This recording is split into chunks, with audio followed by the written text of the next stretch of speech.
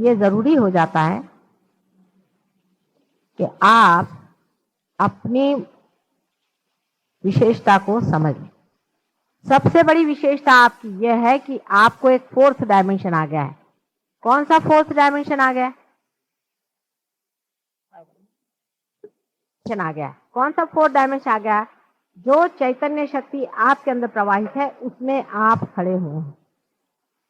अब आप इसमें से उसमें कैसे जा सकते हैं, ये बड़ा महत्व का पॉइंट है, आप समझिए। अब इसमें आप किस तरह से उसमें उतर सकते हैं, उसमें रह सकते हैं, स्थिर हो सकते हैं, ये बड़ा महत्व का पॉइंट। अब आप देखिए अगर अपने चित्त की ओर, तो आप देखेंगे कि इसमें एक तरह का एक्सपेंशन होता है और ये ऐसे अंदर खिंचता भी है। अपने चित्त की ओर देखिए, अपने चित्त की ओर देखिए, ये ऐसा लगता है जैसे कहीं, जैसे किसी चीज पे जाता है और आप चाहे तो उसको हटा सकते, उसका एक्सपेंशन हो रहा है और उसको आप खींच भी सकते हैं।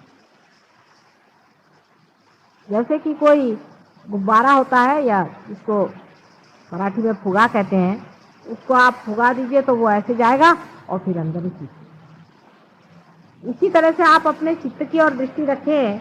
आपका चित्त जो है वो किसी भी चीज की ओर जा भी सकता है और वहां से लौट भी आ सकता है। ख्याल करें आप, देखिए हमारा चित्त किसी वस्तु मात्र पे गया। जैसे समझ लीजिए आपका चित्त है कि एक साड़ी पर, अब साड़ी पर गया और आप उससे अपना चित्त खींच सकते हैं। अपना चित्त आप जैसा भी चाहे उसे घटा सकते हैं, बढ़ा सकते हैं और उसको जहां तक चाहे उसको पहुंचा सकते हैं।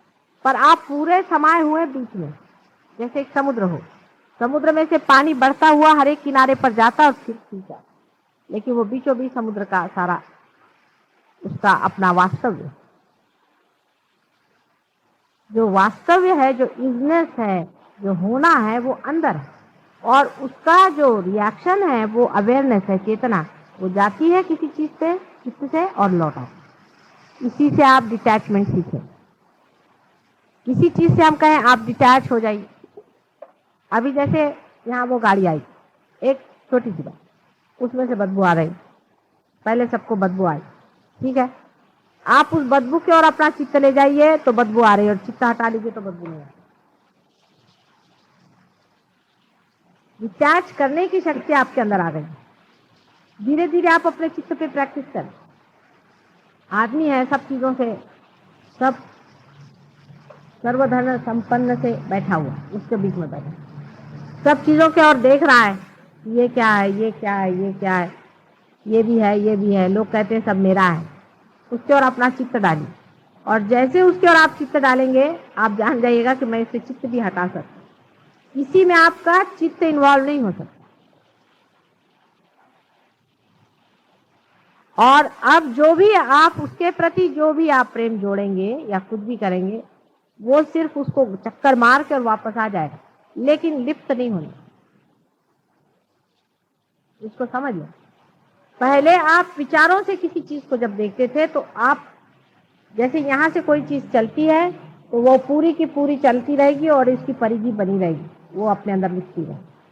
लेकिन अब यहाँ से जो छूटेगी गोल घूम करके फिर आपके तरफ आ जाएगी, यहाँ बीच में कुछ भी नहीं होगा, खाली होगा। कहीं वो उसको जकड़ेगा नहीं। ममत्व इस तरह से छूटता है। हर एक शरीर मन बुद्धि का तो छूटता ही है, लेकिन और भी जितने कृत्रिम हमारे अंदर बहुत सारे, हम सिर्फ मानव है पहले और आखिर और हमेशा। ये जो सत्य है, ये सत्य भी इस तरह से छूटता है क्योंकि हमने अपना ममत्व जो है उसको तोड़ा। और ममत्व तोड़ने का तरीका ध्यान का यही है कि आप अपने चित्त को हर समय उसको बढ़ाएं, उसका मजा देखें। अब बढ़ गया, वहां तक गया और फिर आप उसको वापस ले। ये आपकी विशेष शक्ति आपको रियलाइजेशन के बाद में आई। अभी तक मैंने पहले बताया ही है बातें बहुत सारी, जो पहले इसमें मैंने आपको बताया था। उसके अलावा आप इस बात का ख्याल करें, जो डीपर मेडिटेशन में आपको जो करना है वो अपने चित्तवृत्ति का एक्सपेंशन और उसका खिंचाव। अब जब आप खिंचाव और एक्सपेंशन अपना करने लग जाएंगे तो आपको आश्चर्य होगा कि आपकी गहराई जो है वो बढ़ती है। एक ऐसा सोचिए कि गेहूं कर खूब सारा आपने यहाँ फैला दी, बहुत सारा गेहूं जिस आदमी ने फैला दिया उसका फैलाव ज्यादा हो, फिर आपने गेहूं इकट्ठा करके उसको ऐसा बड़ा कर, उसकी ऊंचाई बढ़ गई कि नहीं बढ़ गई। तो उसी तरह से जब आपने सारा की सारा अपने को समेट लिया अपने चित्त को, तो देखिए अंदर की गहराई बढ़ी और ज्ञान आते गया। ज्ञान क्या आया कि हंसी आने लगी कि अरे मैं इसमें लिपटा हुआ था, ये भी कोई निपटने की चीज है, ये भी कुछ है। माने ऐसा लगेगा कि कोई खास बात है ही, कोई ऐसी विषय संसार की ये बातें हैं। अपने यहाँ का एक लड़का है, पार हो गया था, वो इंटरव्यू में गया, जब लौट के आया तो मैंने कहा भाई हुआ कि नहीं हुआ, कहले मुझे लग ही नहीं रहा कि कुछ हुआ है कि नहीं हुआ, होगा तो होगा, नहीं होगा तो। बाद में सिलेक्शन होगा। तो वो जो बोर्ड वाले थे उन्होंने मुझे बताया कि साहब ये लड़का अजीब कमाल का, कि बिल्कुल डरा नहीं, कुछ नहीं आया, से बात कुछ उसने साफ साफ बात कह दी, जो कुछ थी कह दी और चला गया, मैं डरा नहीं। ये कैसे क्या हो गया? मैंने कहा भाई देखिए, हमने कहा था ना कि वो रियलाइज है, आप देखिएगा उसको, विशेष रूप से आप एग्जामिन करेगा कि क्या विशेषता है। वो कहा कि हमने उसमें यही बात देखी कि वो आया, उससे जो सवाल पूछा सीधे सीधे जवाब दे दिया, ना उसमें छल न कपट न कुछ नहीं, उसने साफ साफ बात कह दी कि ये बात है, ऐसी ऐसी बात है। और फिर इस तरह से खड़ा रहा, मानो लेना हो तो ले, उन्हें तो नहीं, परेशान में खड़े। ना तो उसने हमारा कोई किस तरह का कभी अपमान किया और नहीं कोई उसमें उसने बड़ाई ज्यादा हमारे पीछे में दुम हिलाते खड़ा रहे। चित्त भी ऐसा ही है, जब चित्त में विकृति रहती है, क्योंकि मनुष्य में दिव्यता तभी आती है जब वो पार हो जाता है। जब उसका चित्त हर जगह में उलझा रहता है तो उसके चित्त में विकृति आती है। समझ लीजिए कि जैसे कोई, ये आपने देखे होंगे बहुत से पेड़ों में से ऐसे जिसको टेंड्रिल्स कहते हैं वो निकलते हैं, खासकर जो कि चढ़ने वाले ये होती हैं बेलें, उनमें से ऐसे निकल करके वो इसको पकड़ लेती, फिर उसको पकड़ लेती, फिर उसको पकड़ लेती है, तब वो बेचारी धीरे धीरे धीरे धीरे ऊपर चढ़ती है।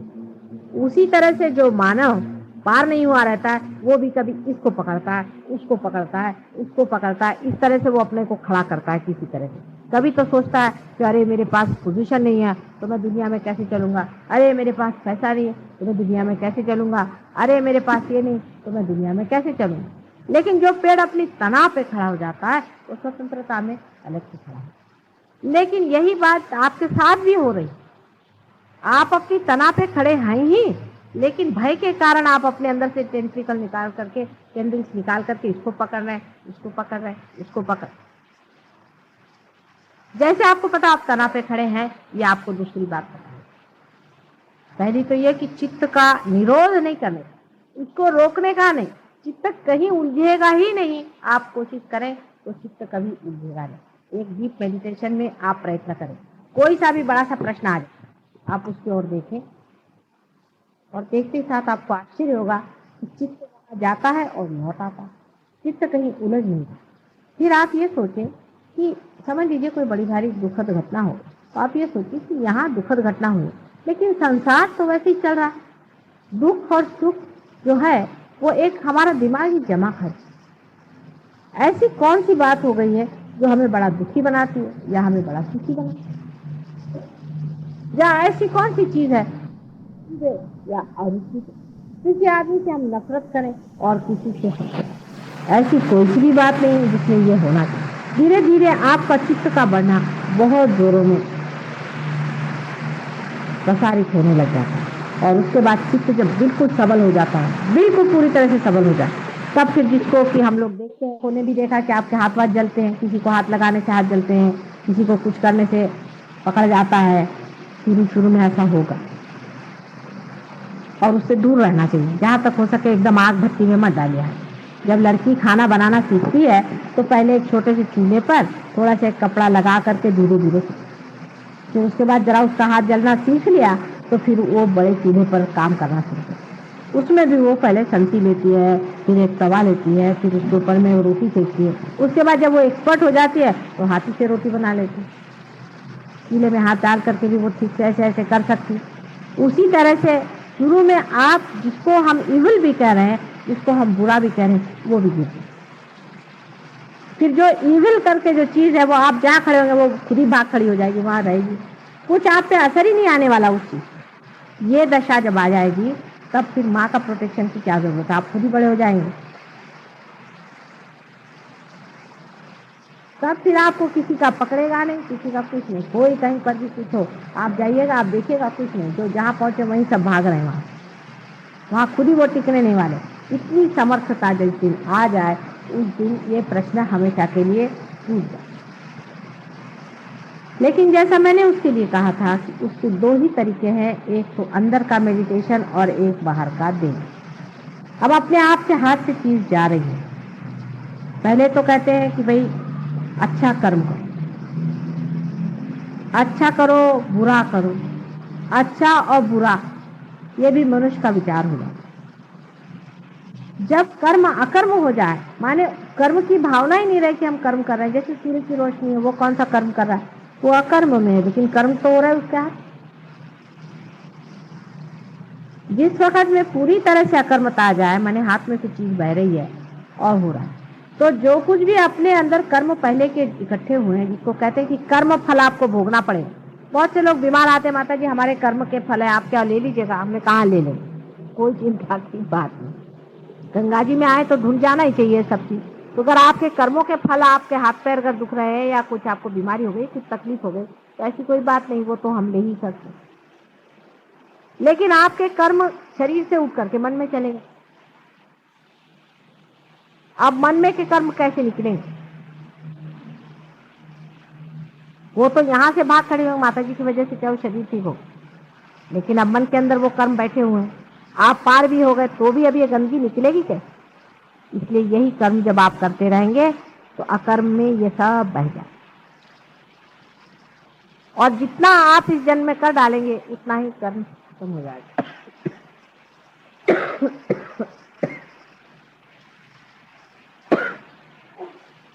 धीरे धीरे जब कर्म करते जाइएगा, इस तरह से निकलते जाइएगा, आपके अंदर की पूरी सफाई हो जाने के बाद अंदर में वही सम्यक भाव, जिसमें रुचि अरुचि आदि कुछ भी नहीं रहेगा।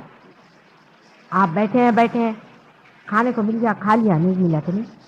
कोई भी आप काम करें, आप एग्जीक्यूटिव हैं, आप कुछ भी दुनिया भर की चीज है, आप अपना उसी का काम कर रहे हैं जो परमात्मा का। आप खुद का कोई काम नहीं कर, उसी का काम आपके हाथ से हो रहा है और आपको पता नहीं चला। जैसे सूर्य है वो अपनी रोशनी दे रहा है, चंद्रमा जो है वो सूर्य की रोशनी अपने अंदर लौटा रहा है, ये समुद्र है इसको ये चढ़ रहे हैं, उतर रहे हैं, अपने अंदर से बादल भेज रहे हैं, इनके सब कर्म हो रहे हैं, लेकिन कोई भी ये नहीं सोचता है कि हम कुछ कर रहे हैं।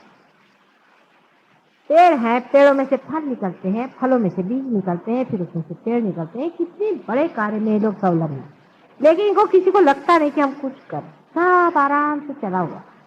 सिर्फ मनुष्य में ही प्रश्न हो गया है, वो लोग तो सब हारमोनी में है, हम लोगों में प्रश्न हो गया है, क्योंकि मनुष्य के अंदर परमात्मा ने ही खास कर ये अहंकार का वरदान दिया कि जिससे हम उसे जाने। लेकिन अहंकार को मारने से मरता नहीं, ये हम लोगों ने देखा हुआ, इसलिए वो अपने आप जैसा छूट जाए, वही तरीका सहयोग का है, वो अपने आप छूट जाता है, वो भी आपने देखा।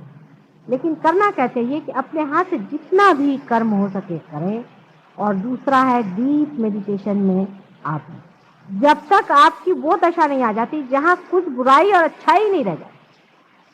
आपने मुझे देखा, मैं कहीं भी जाती हूँ, मुझे ना तो कोई नेगेटिविटी पकड़ती है, ना मुझे कोई भूत पकड़ता है, ना मेरी उंगली पकड़ती, ना हाथ में, हर समय वैसा ही प्रवाह रहता है। अगर आप लोगों को अगर मेरे सर से कुछ गर्मी लगे, इसका मतलब है आप ही के अंदर कुछ न कोई दोष आ गया।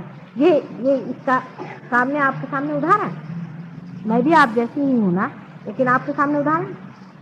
इसी तरह से जब आप भी हो जाएंगे कि जिसमें ना तो कोई शैतान रह जाएगा, ना कोई बुरा रह जाएगा, जो आपके सामने आएगा वो आपके प्यार में घुलना ही चाहिए, और नहीं घुले तो वो भाग जाए, ऐसी चीज दिन दशा आएगी, उस दिन फिर आपको इस प्रोटेक्शन की जरूरत नहीं रहेगी। और प्रोटेक्शन के बहुत सारे तरीके आप ही लोगों ने ढूंढ के निकाले, उसमें से कुछ तरीके जो हैं आप चाहे तो ये लोग बता सकते हैं आपको, कोई भी यूज करके जो ये लोग इस्तेमाल करते हैं, या आप इनसे पूछ सकते हैं। जैसे फोटो पर लेना, पैर से निकालना, पानी से निकालना, अपने ही को अपना बंधन डालना आदि, नाम डिफरेंट नाम लेना वगैरह वगैरह, बहुत सारे सब कुछ प्रकार हैं। उसके मामले में आप चाहें तो इन लोगों से अगर बात करें तो ये लोग सब बता सकते हैं।